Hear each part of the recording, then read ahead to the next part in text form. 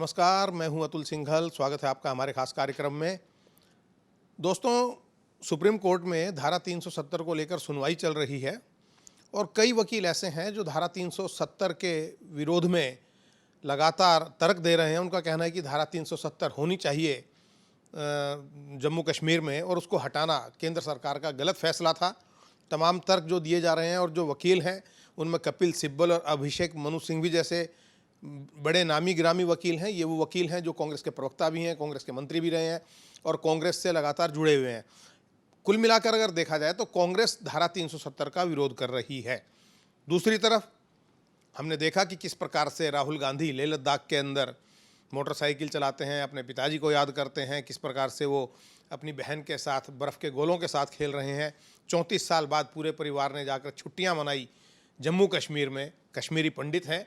तो एक बड़ा सवाल है कि ऐसा क्यों, ये दोहरा चरित्र क्यों। हमारे साथ हैं हमारे पैनलिस्ट डॉक्टर नंदकिशोर गर्ग। गर्ग साहब, प्रतिक्रिया। अब आप दोहरा चरित्र कह के हमारे देश के भविष्य को इस ढंग से ना कहें। दोहरा नहीं, कई लेयर का, मल्टी लेयर, क्योंकि वो जनेऊधारी भी हैं, शिव भक्त भी हैं और जो गोत्र भी बता रहे थे अपना दत्तात्रेय गोत्र। दत्तात्रेय गोत्र कश्मीर के हैं और कश्मीर से माइग्रेट होके दादा परदादा कभी आए थे। इनके दादा नहीं, क्यों, ये तो इनके दादा तो पारसी मूल के हैं। इसलिए ये देश अजीब है। बाप के नाम से आदमी की जाति हुआ करती पहले, या माँ के नाम से हो, ना तो माँ का जाति ब्राह्मण है ना बाप की है, तो फिर भी जो औलाद है वो ब्राह्मण है। तो इस देश के लोगों को बहुत दिन तक लगातार बेवकूफ़ बनाने का काम किसी एक परिवार ने किया। तो लगभग 100 साल से पंडित मोतीलाल नेहरू जी से लेकर आज तक, परंतु कश्मीर गए हैं, मूल रूप से कश्मीर के हैं। अच्छा लगा मुझे सुन के, 34 साल बाद गए तो अंदर से तो प्रसन्न होकर ही गए ना। शिकारे में घूम रहे होंगे, आप भी तो घूम के आए थे पीछे। मैं घूम के आया था। तो कश्मीर तो जन्नत है और मेरा भी मन कर रहा है जाने का। जब ये जा रहे हैं तो इसका मतलब सुरक्षित हैं, एसपीजी प्रोटेक्टेड आदमी या हाईली प्रोटेक्टेड लोग जा रहे हैं, तो मैं भी जा सकता हूँ।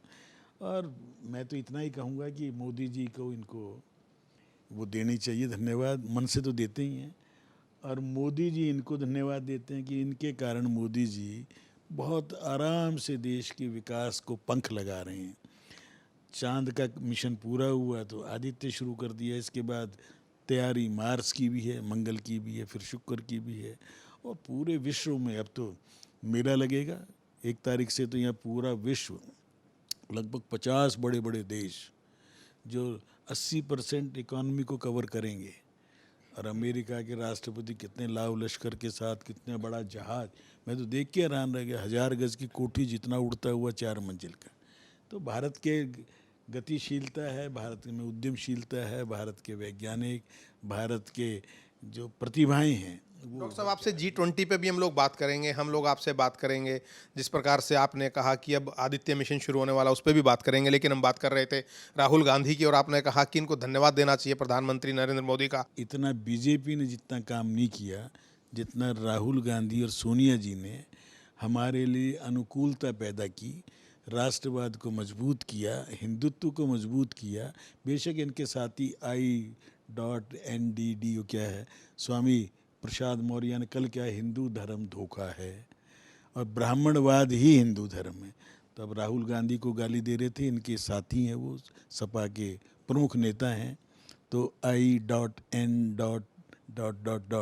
अब वो मिलेंगे मेरे ख्याल 2 दिन के लिए। आप जब आप इस इंडिया की बात कर रहे हैं तो इस पर भी हम थोड़ी चर्चा कर ली जाए कि आपको लगता है कि अब राहुल गांधी इसका फेस बनकर उभरेंगे, क्योंकि जो कांग्रेस के 2 मुख्यमंत्री हैं, भूपेश बघेल और गहलोत, दोनों ने कहा है कि राहुल गांधी को प्रधानमंत्री बनना चाहिए। उधर तमाम नेता लाइन में लगे हुए हैं। तो किस तरीके से इनका जो है ऊंट करवट बैठेगा? नहीं, पैन इंडिया प्रेजेंस, पूरे देश में प्रेजेंस, इसमें कोई दो राय नहीं। भारतीय जनता पार्टी और कांग्रेस के अलावा तीसरी पार्टी ऐसी नहीं है जिसकी 2-3 स्टेट में भी हो। केजरीवाल बेशक अपने आप को 2 राज्य कहते हैं, एक बिना राज्य को राज्य में बोलते हैं, दूसरा राज्य है। बाकी तो कौन सी पार्टी है? CPM केरल तक है, ममता अपने बंगाल तक है, नीतीश 1/3 बिहार तक ही है, बाकी में नहीं। झारखंड में मिले जुले लोग बैठे हैं। उड़ीसा का एक आदमी निश्चिंत होकर अपने राज्य को, सबसे पिछड़े राज्य को लगभग आज उस लेवल पे ले आए। बाकी लोग तो सब अपने खाने पीने, वो ठीक कह रहे थे G2 G3 तीसरी चौथी जनरेशन, मुख्यमंत्री राव साहब, 2 बेटे मंत्री जी, बेटी जी सांसद जी, तो सब ये हाल चल रहा है भाई। मतलब आपका कहने का मतलब ये है कि अगर बीजेपी के बाद कोई पार्टी है तो सबसे बड़ी पार्टी कांग्रेस है। और मेरा जो सवाल था वो ये कि क्या आप राहुल गांधी को प्रधानमंत्री पद का उम्मीदवार देखते हैं? क्योंकि आप अक्सर ये भी बोलते हैं कि अभी राहुल गांधी सीख रहे हैं। वो सीख रहा है, ये उसकी प्रवृत्ति तो अच्छी, सीखने की कोशिश, तो सीखने की कोई उम्र नहीं होती। 56 साल का आज खेती सीखना चाह रहा है। पिता ने को पता ही नहीं चल रहा लाल मिर्च और हरी मिर्च में। जब उसे कहा कि लाल मिर्च महंगी है तो उसने, किसान लाल मिर्च क्यों नहीं बोते भाई? फिर उसे बताया कि ये हरी मिर्च ही सूख के लाल होती है, तो उस बेचारे को नहीं आ पाई थी। तो ये सीख रहा है, अच्छी बात है, और 5-7 साल में सीख जाए। नहीं तो क्या प्रधानमंत्री पद के दावेदार को मोटरसाइकिल ठीक करनी आनी चाहिए? ये जरूरी है? आना चाहिए, उसको सब कुछ आना चाहिए। मल्लिकार्जुन तो एक स्टॉप गैप अरेंजमेंट है। 80 साल का आदमी कोई प्रधानमंत्री बनने की सोचेगा भी नहीं। और कांग्रेस में दूसरा कोई सोचने वाला रहना नहीं चाहिए। थोड़ा बहुत माधव राव ने सोचा था, सचिन पायलट के बाप ने सोचा था, सब अकस्मात गायब हो गए ना दुर्घटनाओं में, इसमें उसमें। तो नेहरू खानदान, जो नेहरू यदि है वो खानदान, तो गांधी खानदान, उसके अंदर तो जब तक कोई उनका मेल जीवित है वो मेल का अधिकार है, मेल नहीं रहे तो फीमेल का अधिकार है। तो कांग्रेस जब तक रहेगी, विदेशी ने बनाई थी, विदेशी ही आज करता धरता है।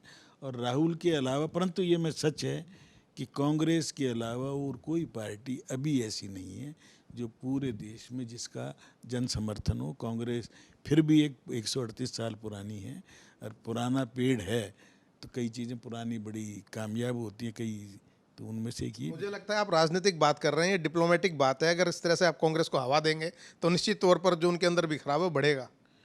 अब वो मतलब वो तो अभी तो कोई वैकेंसी तो कहीं है नहीं। 2024 का हल्ला मचा रहे हैं आप पत्रकार लोग, मैं 23 की चिंता कर रहा हूँ। 23 में 6 राज्य हैं जिसमें हमारे वाले राज्य भी हैं। होड़ चल रही है रियायत देने की, तो हमारे राज्य भी शामिल होना पड़ा, क्योंकि उसने कहा मैं 1500 रुपये दूंगा। तो शिवराज जी ने कल अपनी बहनों को कह दिया 1000 तो पहले दे ही रहा था, कल से 1250 कर रहा हूँ 1 तारीख से। तो होड़ तो मच गई ना। वो सिलेंडर 500 का देगा गहलोत, तो हम 450 का देंगे, क्योंकि वोट चाहिए सबको। वोट के बिना गुजारने पर योगी जी चल रहे हैं अपने सही ढंग से, खूब मकान बनवा रहे हैं, ज़मीनें खाली, कल भी गाजियाबाद सैकड़ों एकड़ खाली कराइए। वो हिंदू हो मुसलमान हो, बदमाशों को ठिकाने लगा के देश के अंदर 80 सीटों में से कितना ही जोर कहीं सारे देश में लगा ले, वो 80 में से 75 जरूर देगा, इसमें तो कोई डाउट है नहीं। इसलिए योगी जब तक है, शाह जब तक है, मोदी जब तक प्रभावित पूरे विश्व को करता हो, पुतिन का फ़ोन आता हो कि मैं आ नहीं पा रहा हूँ, बाइडन आ ही रहे हैं, बाकी सब आ ही रहे हैं, तो आज की तारीख में भगवान की कृपा से दिल्ली सजेगी, संवरेगी, हम सब स्वागत करेंगे और हमारा व्यापार बढ़ेगा, FTA लागू होगा, रुपया 20 देशों ने मान लिया, रुपये में एक्सचेंज करेंगे, कितना सस्ता पड़ेगा। मैं जाता था डॉलर लेके, बाहर जाते हैं उसको यूरो में कन्वर्ट कराओ, फिर पैसा लगता, 3-4 बार पैसा कटता था, अब सीधा सीधा होगा। देश अब तेज़ी से आगे बढ़ेगा। हम ऊंची छलांग लगाने के लिए नीरज चोपड़ा ने जैसे कल स्वर्णिम इतिहास रचा है, ऐसा ही हर खेल में आगे बढ़ेंगे, हर फील्ड में आगे बढ़ेंगे। 40 देशों को अनाज दे रहे हैं हम, 100 देशों को दवाइयाँ दे रहे हैं। आज हम भिखारी नहीं है। 9 साल में मोदी जी ने कहीं हाथ नहीं फैलाया है, दिया है। बिल्कुल ठीक है, बहुत बहुत धन्यवाद हमसे बात करने के लिए। और यही उम्मीद हमारे साथ साथ सबको करनी चाहिए कि देश आगे बढ़ेगा। और बात हमने शुरू की थी धारा 370 से, तो निश्चित तौर पर कश्मीर के अंदर अब शांति का माहौल है। और गांधी परिवार ने जिस प्रकार से अपनी छुट्टियां वहां पर मनाई हैं, वो इस बात को पुख्ता करता है कि जो हम कह रहे हैं वो भी सही है, और जो धारा 370 हटाने का जो फैसला था सरकार का, वो भी बिल्कुल सही है। बाकी देखना यह है कि अब अदालत का फैसला क्या आता है। कार्यक्रम नमो इम्पैक्ट में आज इतना ही। अगले कार्यक्रम में फिर मिलेंगे, तब तक के लिए नमस्कार।